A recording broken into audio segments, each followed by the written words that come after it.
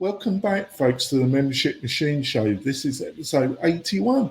In this episode, we're going to be talking about WordPress performance with a focus around a membership or community membership website. What are the key things that you need to know in 2024? I've got my regular co-host with me, Haroon. So, Haroon, would you like to quickly introduce yourself to the new listeners and viewers? Thank you, Jonathan, and hi, everyone. So I've been working in the tech industry for around 2.5 decades, and with WordPress for almost a decade and a half. Excuse me. And over the years, I've worked with pretty much every tool under the belt when it comes to WordPress. And during this time, I've had to optimize my client sites to scale them when they started experiencing lots of traffic.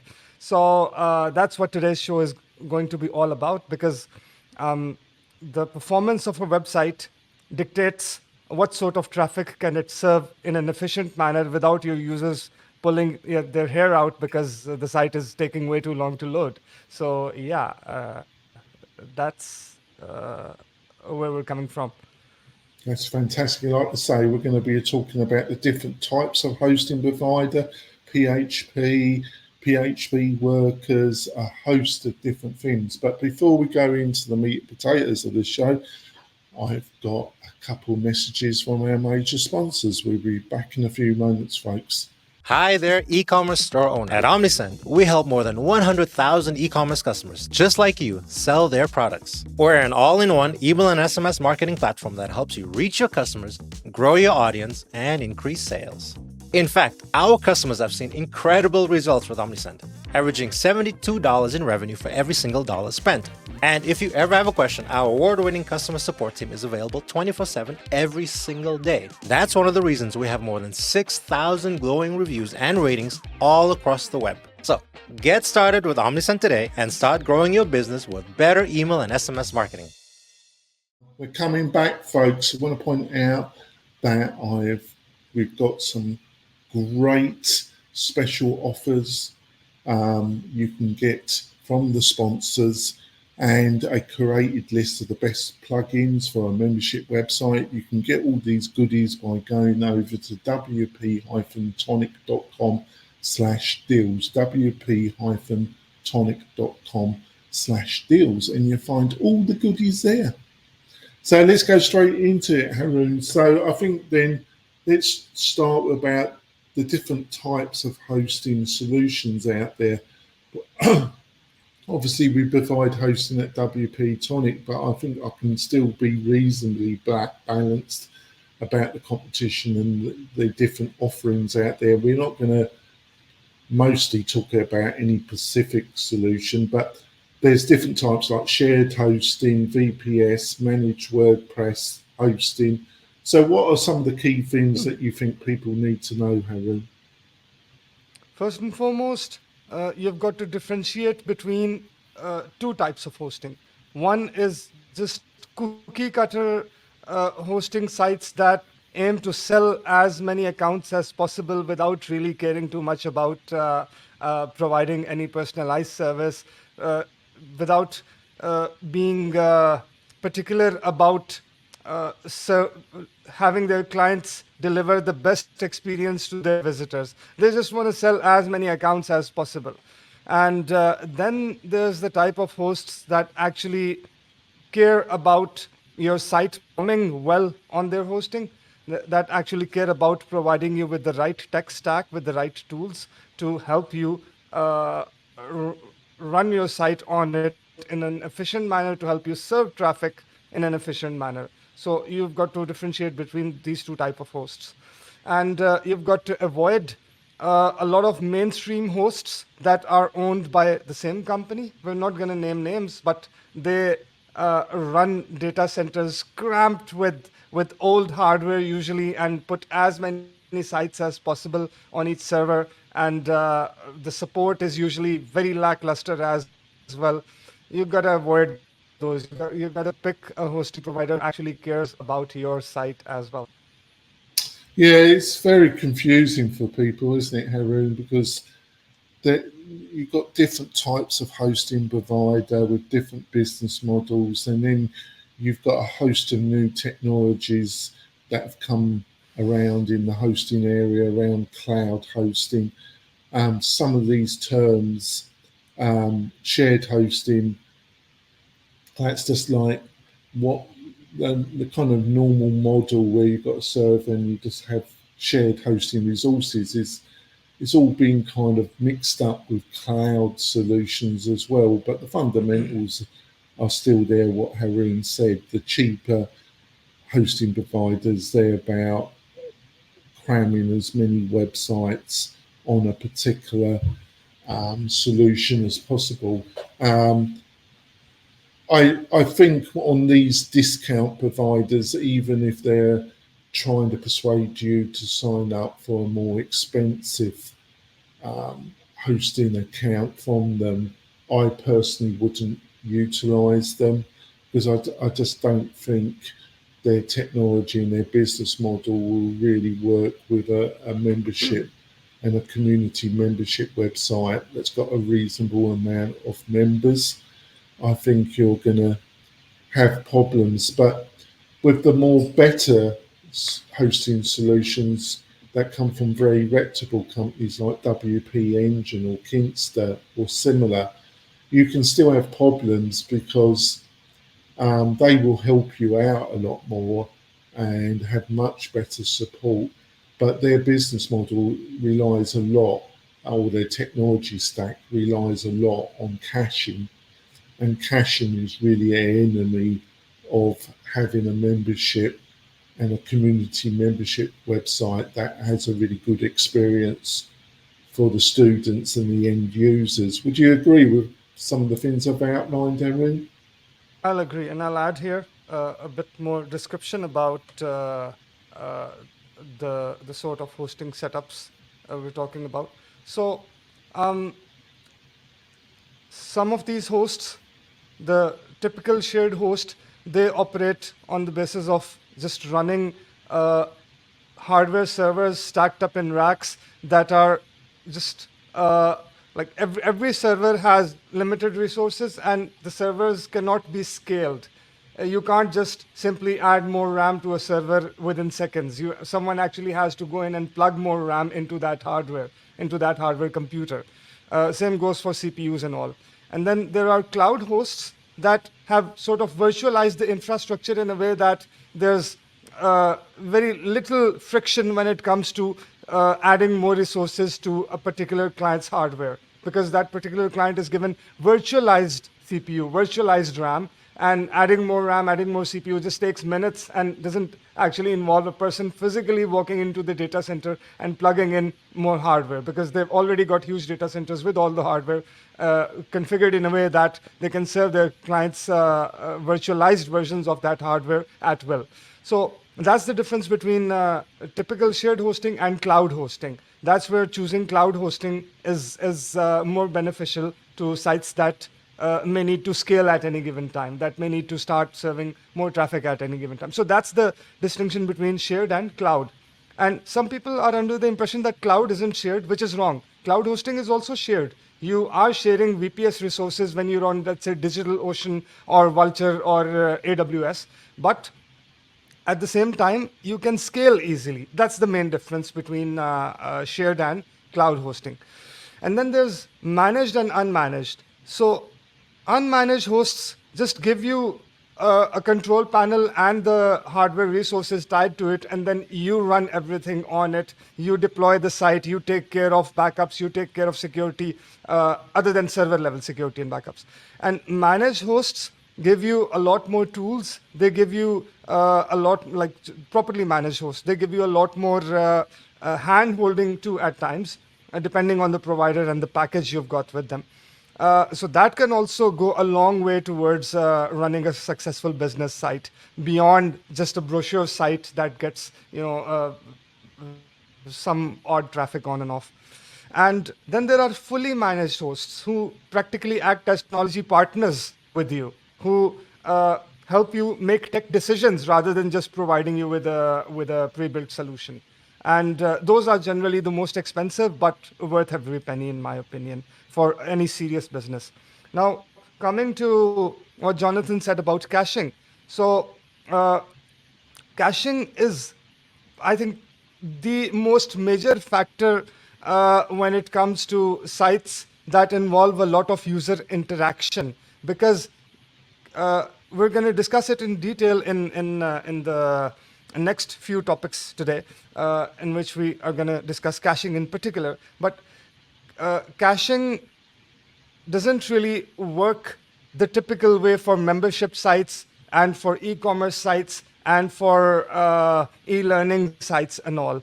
So, as Jonathan mentioned, you have to make sure that you pick a host that doesn't just rely on serving as much data of your customers to cache as possible.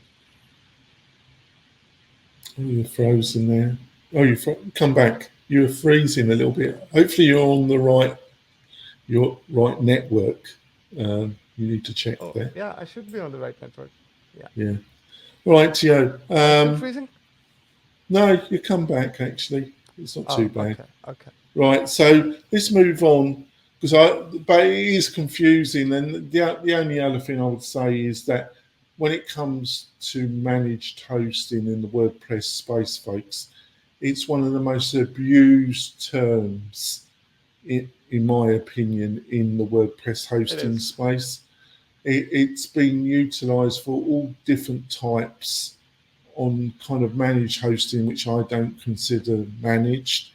It's got to the stage where it's become degraded as a term. So at WP-Tonic, we say we're hosting plus, because we update all the plugins on all our client websites every week. If you're not on a support plus plan with us, if there's a problem with a plugin update, you've got to self-report it to us, but then we will sort it out as part of the normal hosting package. But like I say, it's been degraded to such an extent that in some ways it doesn't mean much. Let's move on then. The version, because I think it's linked to the cheaper kind of hosting providers, because a lot of them don't update the version of PHP, and then especially when more demanding membership and community focus, i.e. Buddy Boss websites, the amount of PHP workers that you have is important. What would you say about this, the PHP version, the PHP workers? So with PHP, especially after version 5, since for quite a while, despite PHP 7 being out, lots and lots of hosts had continued to just stick with PHP 5 because that was the supported version, the earliest supported version from WordPress. But then over the past few years, they decided to upgrade to PHP 7. And some were very slow to upgrade to PHP 7. And since 8 came out, so every new PHP version since 7 has been adding substantial performance improvements. And if the host isn't supporting the latest and greatest PHP version, you're missing out on all the benefits of those improvements in PHP itself, because your site's code runs on PHP. WordPress runs on PHP. So you've got to pick a host that supports the latest versions of PHP. That's very important. And then when it comes to PHP workers, workers are basically server processes. So if your site is on a, let's say, 8-core server, but you are assigned only one PHP worker, that means your site can only utilize one core of that server. The rest 7 cores cannot be utilized at any given time. But if you are provided with, let's say, 4 PHP workers, that means 4 of those cores can be utilized at any given time, one PHP worker utilizing one server core to actually provide 4 times the performance, literally 4 times the performance when it comes to serving dynamic visitors, like visitors who are actually interacting with your site rather than just visiting a page. So let's actually now, before we move on further, let's now otherwise it's number 7 on today's list, and I don't think we're going to be able to cover the entire list of this session today. We're going to split it. Yeah, we're going to have to split it into 2. But I think we're going to move the caching bit up here rather than discussing it later. So let's discuss the types of caching. So caching is basically serving visitors data that was generated for a previous visitor. So let's say your server has just booted, you've just made your site live on it, and a visitor comes to the site does all the work, and it generates a page to be sent to the user. Now what the server can do is, with server level caching, the server can take a copy of that generated page and keep it in a separate fast storage area, so that when the next visitor comes requesting for the same page, requesting for the same resource, the server does not have to do all the grunt work of running PHP and then fetching the data from the database and putting it together in the format required and then serving it to users. PHP processing requires a lot of server resources, and then fetching data from the database requires even more server resources. So if the server doesn't have to do that repeatedly, it can serve more traffic. So if the full page cache is available, then the next visitor who requests the same resource is going to be served the version of the page that is in the cache. Now, that's one layer of cache. That's called full page server cache. Then there's opcode cache. So when PHP runs some code, it first compiles it into another form of code that's called opcode, which is what that computer actually runs. And with every request, if PHP is going to compile the code of that page into opcode, that's also going to take resources. If that code hasn't changed, that means that code doesn't need to be compiled on every single visit to that page. So with proper opcode caching, that code, once compiled, is kept and run for next subsequent visits without having to be recompiled. And then there's database caching. So whenever a site requests any data from the database, that is also kept in a cache, and for subsequent requests, that cached data can be used even by PHP, rather than every single time having to go to the database server and fetch that data afresh. So all of these caching layers combine. And then there's browser cache. For example, the CSS files and JavaScript files can be set to be reused from your browser. You visit one page of a website and the CSS and JavaScript was loaded. Then you visit another page of the same website that uses the same styling because it's the same site, and that uses pretty much same or similar JavaScript scripts. And images, logos, certain images that are shared across the site. If those resources were downloaded on a previous visit, they don't need to be downloaded again for your browser. So all of these caching layers combined can speed up a user's experience and can allow the server to serve more users at any given time. Now, the issue with membership sites is, if Jonathan is a member and I'm a member, as long as we don't log into the site, it's fine if we get served the same cached results. But the moment we log in, Jonathan needs a different page and I need a different page in the user dashboard, because Jonathan's dashboard will show Jonathan's progress, the courses Jonathan is enrolled in, and so on, while my dashboard will show my progress, the courses I'm enrolled in, the lesson I'm currently on. So being served the exact same cached page is no longer relevant. So for logged in users on e-commerce sites where there's cart activity, and for membership sites, for e-learning sites, it's important that we don't rely on full page caching. Although full page caching does come into play for pages that don't have different content, but we need servers that are way more efficient at database caching.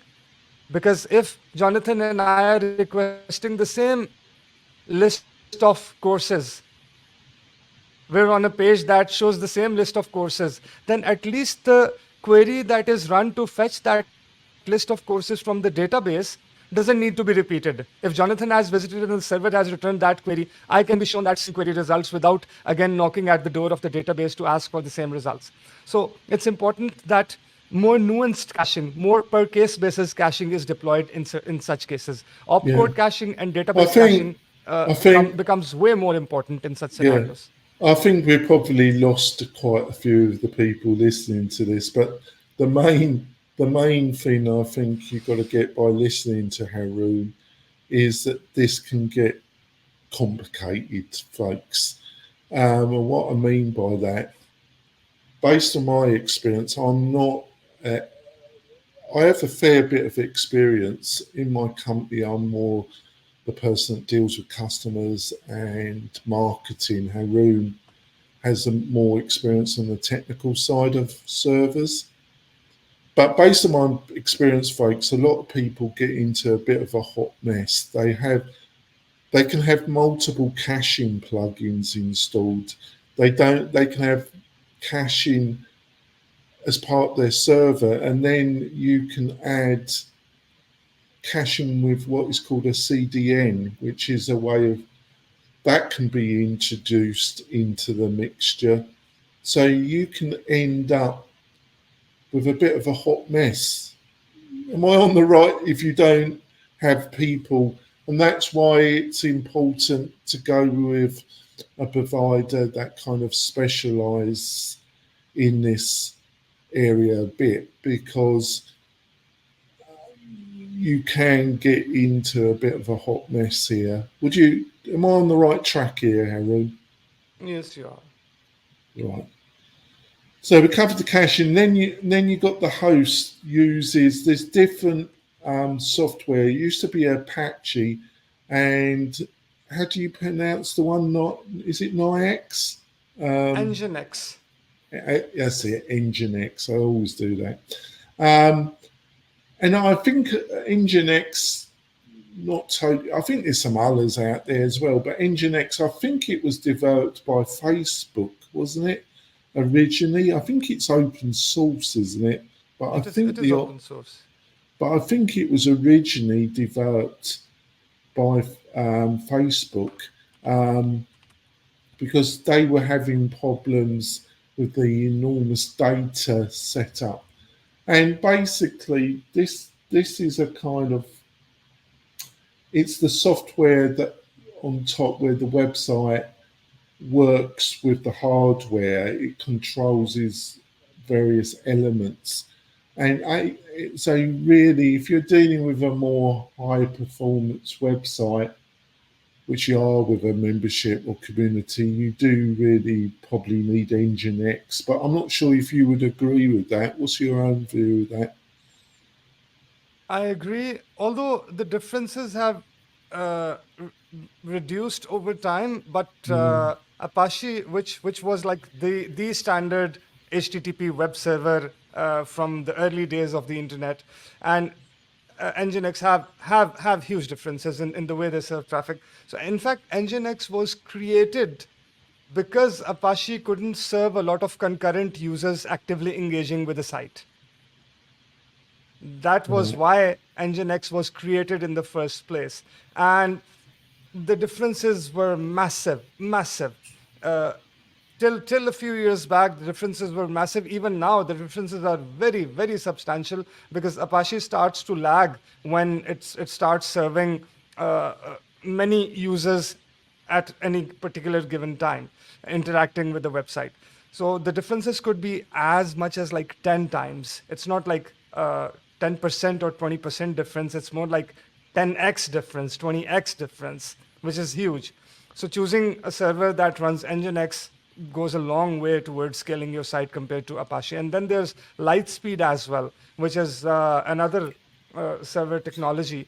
Yeah, that seems to be the main. It either seems Nginx or Lightspeed. But Lightspeed, yes. Quickly, I don't want to go too far because I think we can get through all this quick if we have. But Lightspeed with Nginx, are there any real, when it comes to membership and Buddy Boss, are there any major differences between those two in performance? One major difference for certain users who need to use Apache like htaccess files, Nginx doesn't support htaccess files for any custom rules. It has its own configuration format of files. which need to be set at in the server configuration level rather than at your in your sites folder. htaccess files require either Apache or Nginx, and the free or sorry, Lightspeed, and the free version of Lightspeed has limited support for htaccess files, while the pro version, Lightspeed Enterprise, has better support for htaccess files. And I what personally do- don't what- use htaccess files. What's the benefit of that support when it comes? Why So should people? the user can put a file called .htaccess in their Oh, in their document root and use it to change a lot of server directives. I personally am not a fan of that approach in the first place. no, I'm not either. Right. Yeah. So let's go on to one more before we go for our break, and then we can bomb through the others. Right. I think the other last thing that I touched on it is CDNs. Yes. In my experience, adding this to a setup that's not been set up in the right way, you can get into a real witch's brew, as I put it. It sounds good. And what a CDN is, folks, is it's a kind of form of caching at the server center. You can have your website hosted in North America, and if somebody was looking at the website in India, even though the information's been sent at light speed almost, or getting close to it, there's going to be a lag. So to deal with that and to improve the situation, they can take a copy of the website, the images, and maybe audio or video. Some do, some don't. And they can store them in data centers that are closer to the person that's viewing the website in India. So it makes the website seem to load quicker. If I've got the fundamentals right there, Haroon? Yes, you do. So basically, if you're serving global traffic, if your visitors are spread all across the world, then having a CDN is very, very important, because then someone from a particular region visits your website, then the static data, which is the images, the audio, video, certain cases video, not all cases video, but certain cases video, and CSS files, JavaScript files, these static resources are going to get cached on the nearest data center to that visitor's location. And CDN providers have data centers all across the world. They could have like 100 locations across the world in which those copies are kept as soon as a user nearest to that particular data center requests your site. So for next visits, not just from that user, but from any user in that region, they're not going to have to download all of those static resources from your server. It has two benefits. Firstly, your server's bandwidth usage decreases, because it doesn't need to supply the same resources to 100 users from a particular region. It needs to supply them to one user, and they're cached at the data center nearest to that user, the data center of the CDN provider. And subsequent users get those resources from that CDN provider. So your bandwidth usage per month decreases a lot if you're serving global traffic. And the other benefit is speed. Those people get better speed because they get lots of resources from a data center that is like 80 milliseconds away from them, compared to your data center, which might be 1 second away from them. I found though, if it's not set up correctly and people, it's because there's circumstances where you can have multiple different caching instances, and it can cause a lot of confusion if it's. Yes. Am I about right about that? Yes, you're right. So basically, caching doesn't go well with sites that have content that's changing a lot. If a particular page is going to change, then the cached version needs to have this data added to it that this is the time for which this cache is valid. If, let's say, a cached page is valid for 24 hours, then within 24 hours, everyone is going to be served that cached page. If you make changes within those 24 hours, they are going to be reflected after 24 hours when the previous cache has expired, and then the new cached version is generated. If your site is changing every 15, 20 minutes, then you can't serve that part of a site as a cached page for 24 hours. For that, you might need to set up cache to expire within like half an hour or maybe 20 minutes, maybe 15 minutes. So it all depends on being set up correctly based on your traffic, based on your particular site's requirements, rather than a one-size-fits-all solution. All right, we're going to go for our mid-break, and then we're going to attempt to blast through the others. We've made quicker progress. I think we can get through most of it by the end of the show. So like I say, we're going to go for our break, folks. Got a couple messages from a couple of other sponsors. We'll be back in a few moments, folks. Tired of hosting providers that can't handle high traffic loads? Conversio is here to help. Our platform can handle any amount of traffic, all without slowing down or crashing. With immediate Slack support, performance optimization, and a team that thrives on resolving technical challenges, your e-commerce business is in safe hands. Learn more about Conversio at conversio.com. Coming back, folks, we've had a bit of a discussion about hosting. Don't worry though, if you go with the right hosting provider and the right setup, it goes pretty well. It's just that you've got to get things set up, and then it normally runs pretty sweet. But before we go into the other part of the show, I just want to mention that we've got a great Facebook community, Facebook group page, the Membership Machine Show. It's totally free, and you can get some free knowledge there, and it's a great little community of WordPress people and people building a membership business on WordPress. And anything else you want to ask, like I say, just go to Facebook and put in Membership Machine Show, and the group should show up and you can join it. So let's move on. I found this on various lists: Premier DNS and Free DNS.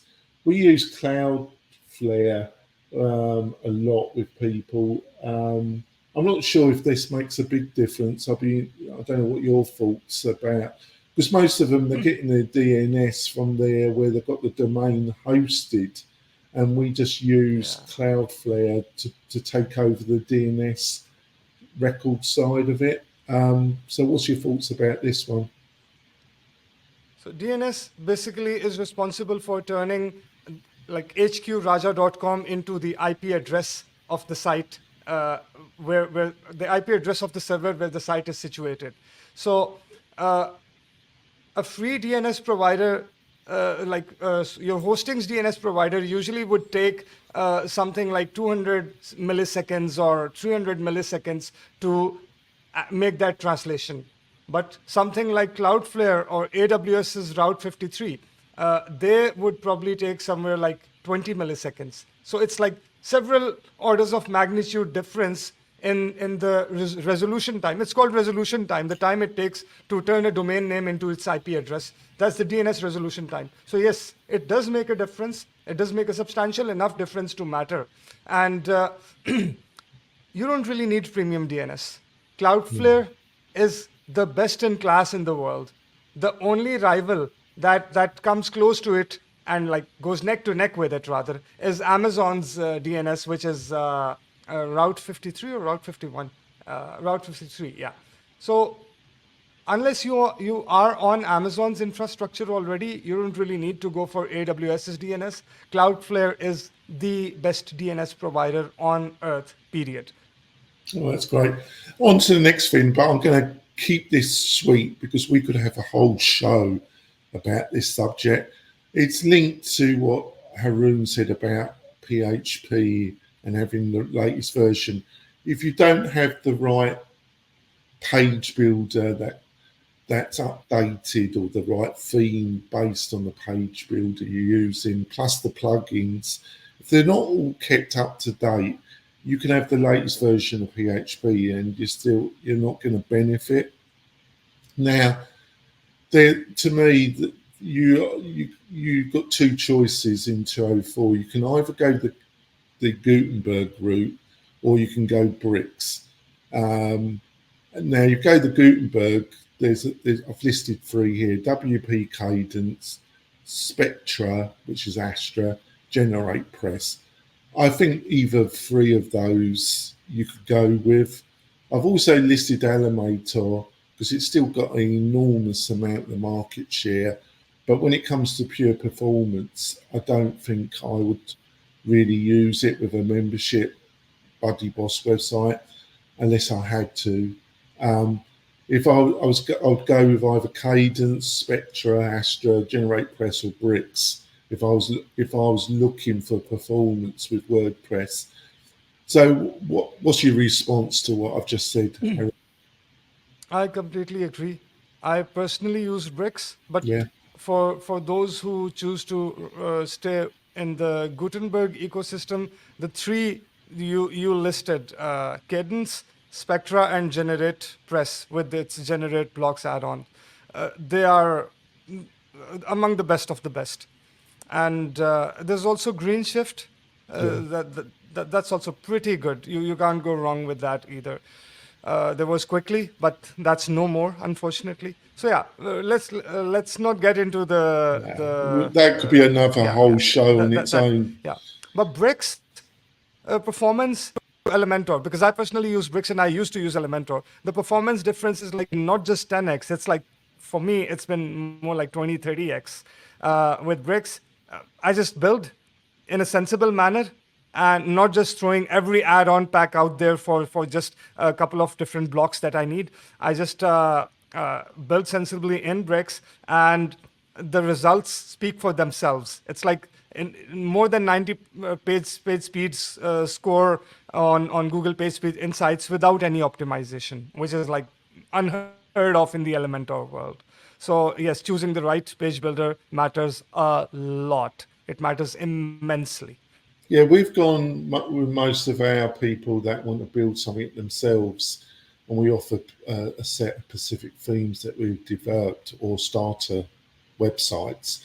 Is WP Cadence, because we've found that for the DIY, for the person that wants to build out a website themselves, that's not a professional like Haroon, it offers the best performance metrics. But if you're going full custom and you're hiring a professional, you can't go too wrong with Bricks.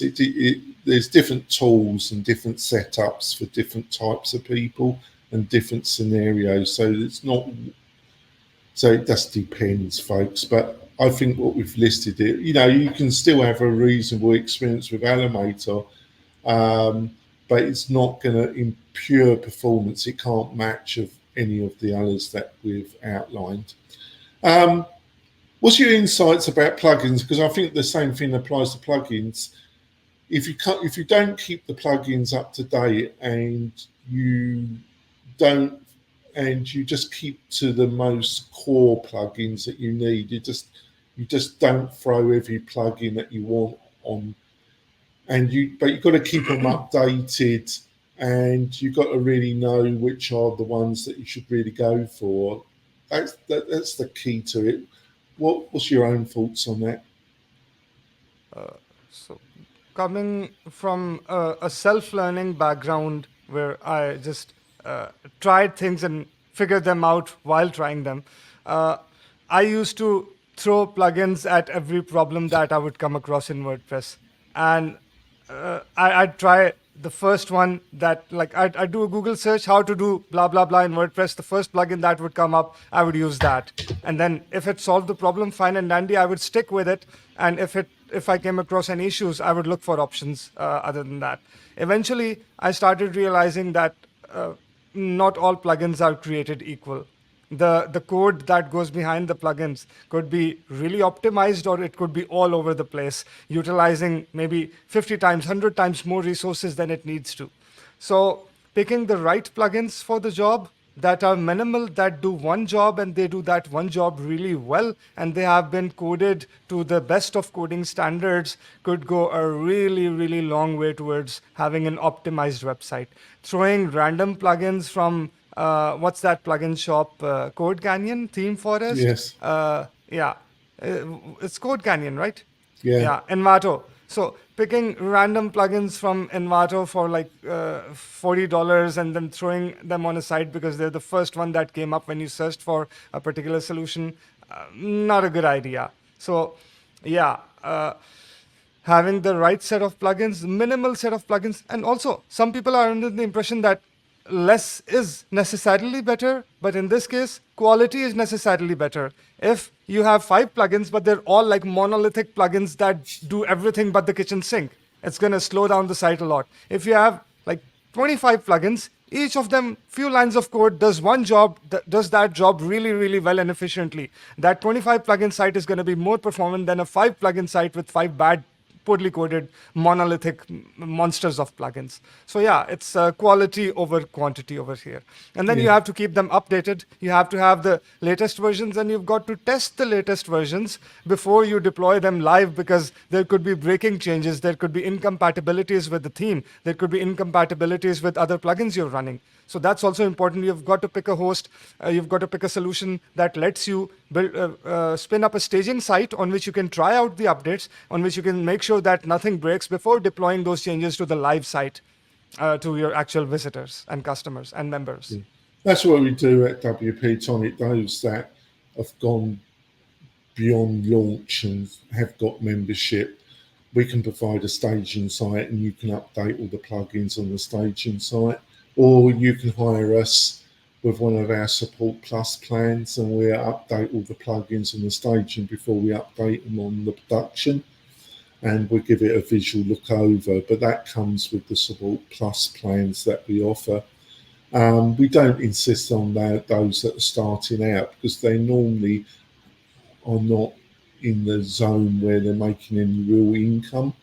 So we give them the option. They can do it themselves, or when they do get actual paying students, they can ask us to do it, or they could ask somebody else. But we offer those type of solutions. It could be you as well, Haroon, but you're normally dealing with the larger websites. Yes. Yes. In truth, are you not? So, but I agree with everything, Haroon. It's not exactly quantity, but you've got to keep some control over it. But we provide a very extensive list of plugins as part of our hosting package. They're premier plugins. We've bought licenses so we can offer it to our clients, but we deal with the support area with some support from the plugin providers. That's why we managed to do special deals. But we got a very extensive list, but we don't put all that list on every client's website that hosts with us. That would be a nightmare. We have a white glove session. We find out what your requirements are, and then we choose from our library the mixture that would work for you. That's how we do it. Go on. Sorry. And this is what's lacking from most hosting environments. A lot of people are trying to figure out why their site is just not scaling. Why is it having issues converting people? They don't even know that visitors might be dropping off because of long page load times, or being served a cached result that is not relevant to them, that is old, that is stale. So And secondly, a lot of business owners don't know the right tech to choose by themselves. If they've got white glove service, if they've got personalized session with their host, with the technical people who know all of this, they could help them pick the right technology stack. And that's what people like Jonathan or I, because I also offer similar services at an individual level as a consultant to lots of clients when they need to grow and scale their sites. So with both of us, what you get is that white glove service, as Jonathan said, a session with you in which we help you determine the best technology stack for your particular use case requirements, because every site is different. So that's what you don't get with just going and signing up for a shared hosting plan or even a cloud plan with one of those mainstream providers, which is something very important to keep in mind. Right, and so the next thing is image optimization. Basically, if you take a photo with your iPhone or your smartphone, it could be enormous in what is called pixel density. And if you just upload that enormous image, you can crop it in WordPress, but it's still going to be enormous. If you keep doing that, and we give some advice to people when they decide to host with us around that. And we also use one of the more premier image compression plugin solution, Short Pixel. We utilise that as well, and we try and give some advice. But even with Short Pixel, if you keep uploading, it's not always this case, but it's one of the bugbearers, images from your smartphone directly out, and you don't crop them or don't do any pre-optimization before you upload them, you're going to, if you keep doing that, and it depends on the number of images, you can slow your website. So what's your response to that, Haroon? Oh yes, I also love Short Pixel. Use it on pretty much every client site and my own sites. It's one of the best out there. And so with images, you've got to be careful about two things. First and foremost, the images should ideally be cropped and uploaded in the size that is going to be displayed on the site, ideally. If you've got developers working on your site who are handling all the image uploads, then usually that works fine. But once non-developer clients, employees, non-technical employees of clients, data entry operators, once they start working on a site rather than developers, then they just start uploading images in the format that they have, in the size that they have. And then when selecting the image to be included in the page builder widget, in the image widget, in the block, they don't select the right version generated by WordPress either. They might be using a thumbnail size, and they would pick the full size when actually working in the editor, be it Elementor, be it Wix, be it Gutenberg, be it Cadence. So they select the full size, and it's going to just display in a 150 by 150 pixel size on the site. And the image being loaded is 1920 by 1080 pixels, or worse, full 4K image. So that is usually one of the biggest factors in sites being slow. Because if you've got 15, 20 such images on the site, all using full size and being displayed in small thumbnails, the difference is going to be like in MBs and MBs and MBs. So with the right plugins, configured the right way, those images are going to get resized and served in the right size. But your team also needs some education on selecting the right size when actually building pages, when actually adding data to the site. So it's a combination of a plugin and education to pick the right version. Yeah, plugin on its own won't solve. It helps a lot, but you do need to wear it. And the last thing, and I think you touched it, is for very demanding membership and Buddy Boss with LearnDash or Lift It LMS, we do put on Redis, and I've used it on some of my own sites, and it has made a difference. It basically is a technology that speeds up the actual database, because everything in WordPress is in a database, and then it's called upon, images, text, layout, it's all stored in a database. And Redis, I don't know about the other one I've listed, was it MariaDB? MariaDB, yeah. I don't know if that does the same thing as Redis, but Redis is different. So maybe you can explain what the two do basically quickly, and we can then wrap it up. Oh, yes. So as I had mentioned earlier in discussing cache, whenever a page is generated, for all the data that is dynamic, like for example, Jonathan would have his own progress, I would have my own course progress, or Jonathan may have access to different plans that he has purchased, different resources he has purchased. I would have different ones, different course list, different virtual products. So we need to be shown our respective data. And WordPress would run a query on the database, and that query is one of the most resource-intensive tasks of a website, getting data from the database. So if Jonathan's repeat sessions are going to request the same data from the database, why not just serve him the last copy that he had generated in his previous visit, or in the same session, but on a previous page load? If the exact same data is to be shown, why fetch it from the database every single time? So that's where an object cache, a database cache or object cache like Redis comes into play. Redis is a very fast object cache. It keeps database queries, results from database queries stored in the database, so that in the next visit, the same query result doesn't need to be fetched from the database. That can improve performance by orders of magnitude. MariaDB is more of a database technology.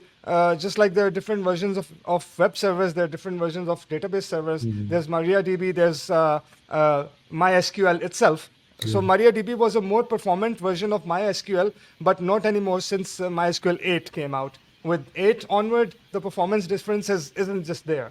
So that's why I stick with MySQL 8. Before 8, I used to prefer MariaDB. All right. I think you might have meant Memcached, Memcached. Memcached is an alternative to Redis as well. So Redis is like, it has become the gold standard in object caching now. Yes, we don't put it on everything because it's just not necessary, but on the more demanding websites that we're helping with that got thousands of membership, we put Redis on, and it does make a difference. And it's been pretty reliable. It hasn't caused a lot of problems. You've got to get everything else. It's not a solve all technology solution. Some people say, oh, put that on it, solve all your problems. You've got to get all the other things that we've discussed correct. But like I say, if you've got people like Haroon or you've got WP-Tonic with some experience on this, it can all go a lot more, it will go a lot smoother and a lot sweeter. So Haroon, what's the best way for people to find out more about you and what you're up to, Haroon? So they can visit me on my website at hqraja.com. That is hqraja.com. And reach out to me using the contact form over there, especially if they need help with something like scaling a website and any of the solutions that we've discussed today. Yeah, I'll make sure Haroon's website address is in the show notes, folks. Or you can contact WP-Tonic if you're looking for a specialised hosting provider and a partner around that as well. We'll be back next week with some knowledge sharing that help you build, market, or sustain your membership community website. We'll see you soon, folks. Bye. This podcast episode is brought to you by Lifter LMS, the leading learning management system solution for WordPress. If you or your client are creating any kind of online course, training-based membership website, or any type of e-learning project, Lifter LMS is the most secure, stable, well-supported solution on the market. Go to lifterlms.com and save 20% at checkout with coupon code podcast20. That's podcast20. Enjoy the rest of your show.